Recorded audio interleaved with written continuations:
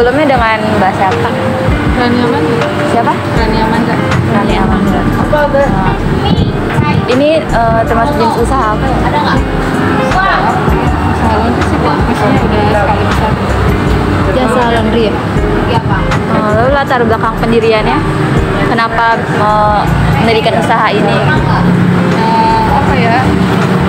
Emang usahanya yang paling menjanjikan sih. Iya. Lalu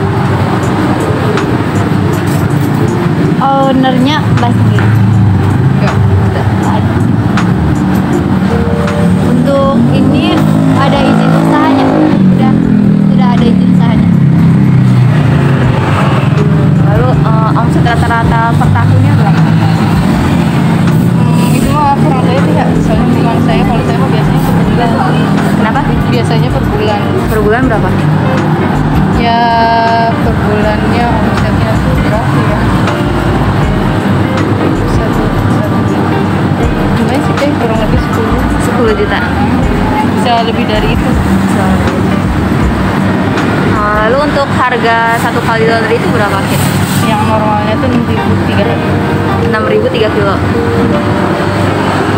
Untuk mempromosikan usaha ini awalnya gimana? Ini sih dari sosmed. Oh, dari sosmed.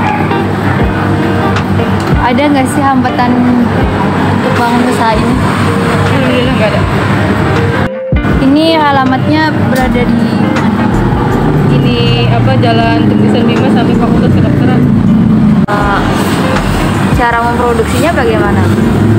Atau langkah-langkahnya gitu? Gak ada sih, normal aja, maksudnya kayak cuci biasa aja. Nah, cuci mesin. Baik, Teh, terima kasih banyak ya udah meluangkan waktunya. Kalau boleh tahu ini dengan Mas siapa? Mas Yunus. Dan kalau boleh tahu juga owner dari perusahaan ini itu siapa ya Mas? Ownernya dengan Bapak Abdi Kurnia. Dia asli Medan, kebetulan pusat juga di Medan. Dan ada beberapa cabang juga di Indonesia ini, di berbagai kota ya. Untuk jenis usahanya, jenis usaha apa? Jenis usahanya kita jualan parfum ya Teh ya. Sebenarnya untuk unit bisnis kita banyak Teh, bukan hanya parfum aja. Jadi ada tour and travel juga dan ada percetakan juga. Dan omset rata-rata per tahun itu berapa? Omset rata-rata per tahun kita rata-rata per tahunnya di parfum aja 180 juta omsetnya. Kalau untuk produksinya bagaimana? Kita produksi karena pusat di Medan, terus kita bibitnya impor dari Singapura. Alasan mendirikan usaha ini tuh apa Mas?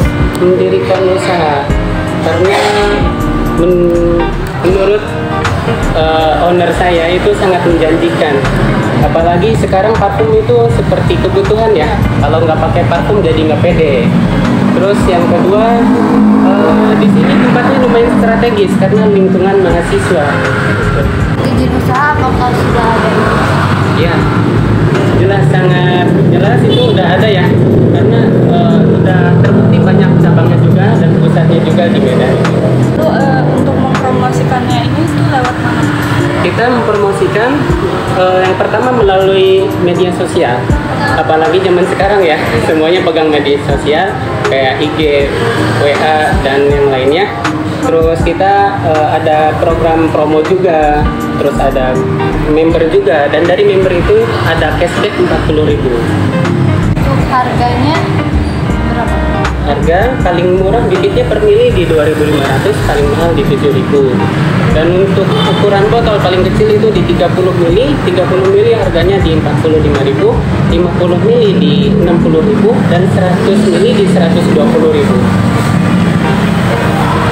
Terus di usaha ini tuh suka ada hambatan nggak Mas?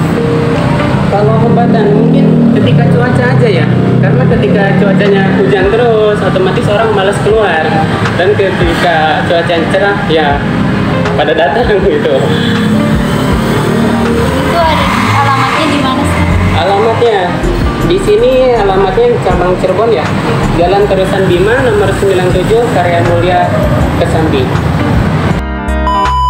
Masnya April Hidayat.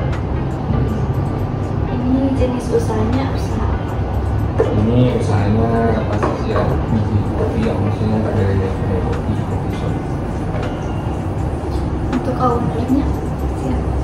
Ownernya kalau ibu itu ada namanya Ibu Ella sama bapak yang aktif. Sebenarnya kalau kopi Cecah Kopi itu sebenarnya ada faktor ada saham gitu kan, mereka tuh rekanan semua dari mulai sekolah sama teman kerja. Jadi ada faktor di sini. Tapi yang lebih besarnya itu Ibu Ella sama Pak Kris.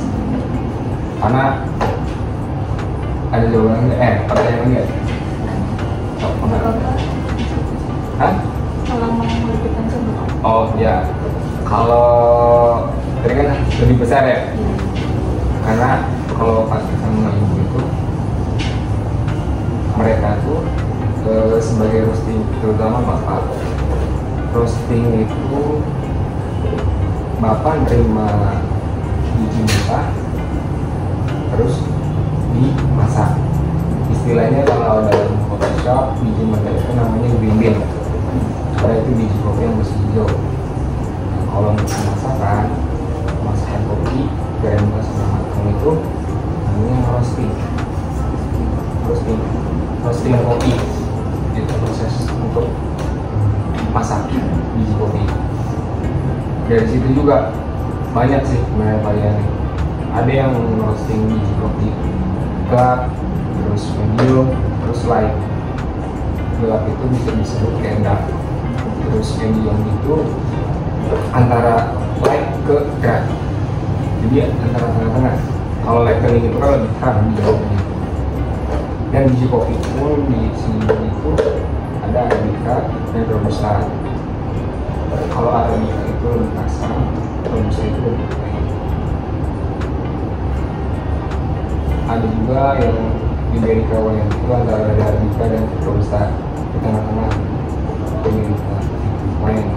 Tapi wine yang dimaksud itu bukan wine halus yang alkohol gitu, tapi yang memang karakter dari bijinya itu mengeluarkan aroma wine dan rasanya wine gitu.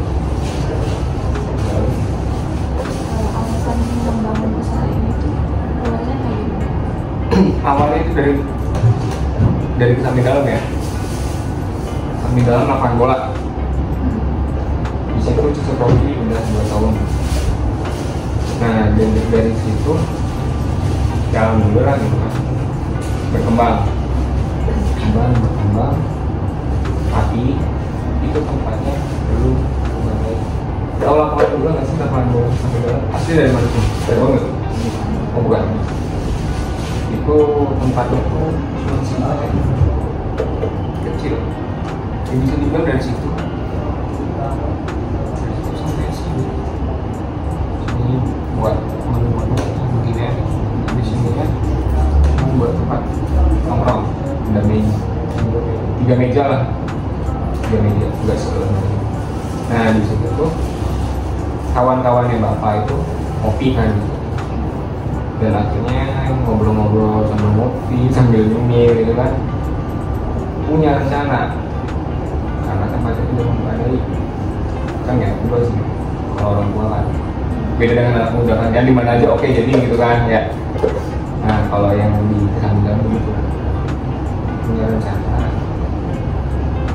dan cari tempat yang memang kira-kira lebih nyaman untuk dibuat ya, jadilah gitu. Di sini dari 2 kenapa? Lebih strategis. 2017 di lumayan buat lumayan luas. Ya nyaman sih, dari polusi, jauh dari polusi lah, jauh dari kebisingan, nggak kayak di jalan gitu kan.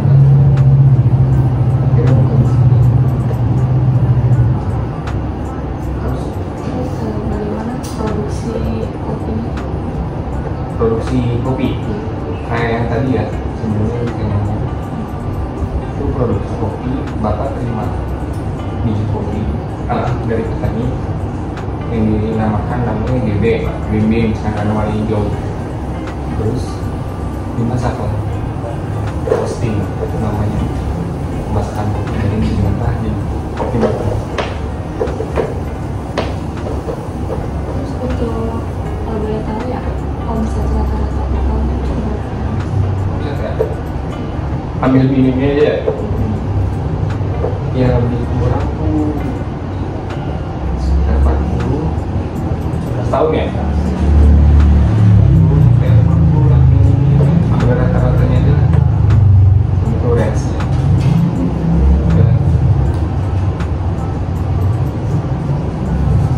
Terus kalau mempromosiin ininya tuh dari apa? Kalau promosi ya sekarang lagi udah zamannya medsos. Dari mulai ya pokoknya medsos lah yang berbau-bau medsos. Dia bisa dari WhatsApp, berbagi, terus dari Facebook, dari IG, itu media kita. Karena juga bisa ini juga door to door. Maksudnya door to door ya memang kita datang gitu kan. Kalau untuk bahasa promosi ya, karena saya memang marketing sih, pemasaran, juga dari juga. Pemasaran. Ya itu promosi ya. Promosi itu kan memang sebenarnya sih itu ada 5 indikasi nih. Itu tera itu tangible ya, bukti fisik. Nah bukti fisik di sini kan ya lumayan gitu maksudnya. Paham nggak? Ya kita areanya luas, terus untuk tempat santai oke. Kalau dari fungsi. Terus itu empati. Nah empati kita konsumen itu seperti apa?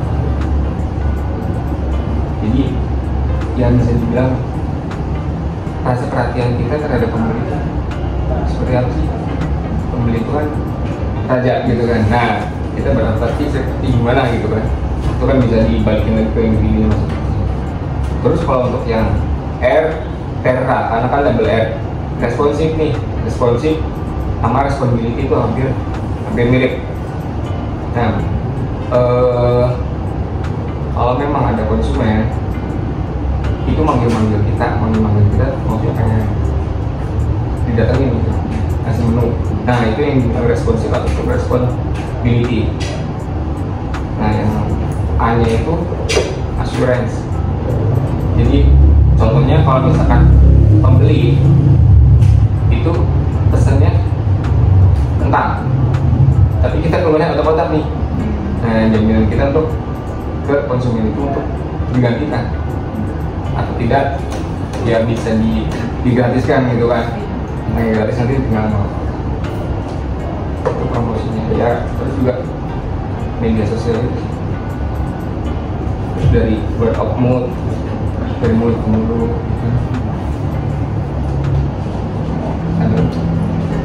Terus kalau dari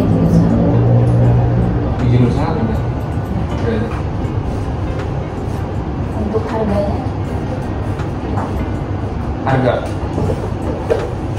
harga tuh ya sebenarnya kita nggak terlalu tinggi banget sih, nggak terlalu tinggi banget ya, paling minim ya. Kalau untuk yang kopi kita paling minim tuh 18.000 dan untuk yang non kopi 15.000 ya itu terlalu mahal. Kita ngasih harga kayak gitu juga nih memang kita ngasih rasa, ngasih kualitas memang yang tetap dengan harga segitu ya nggak sih? Ya itu jauh gitu ya. terus ada hambatan nggak? Hambatan ya, kalau dibilang hambatan sebelum kita buka usaha juga memang kita tahu nih list-listnya seperti apa. Ini catatan kita nih, kita buka workshop pasti itu ada risiko kan. Kalau yang seperti ini kan ini untuk gede tapi resikonya gede, modal gede tapi untuk gede balik lagi sih modal untuk kecil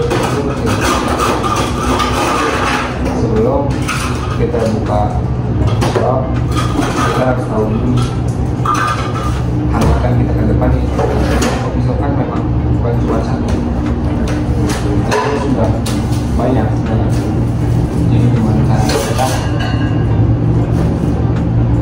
ya bisa ngembangin lah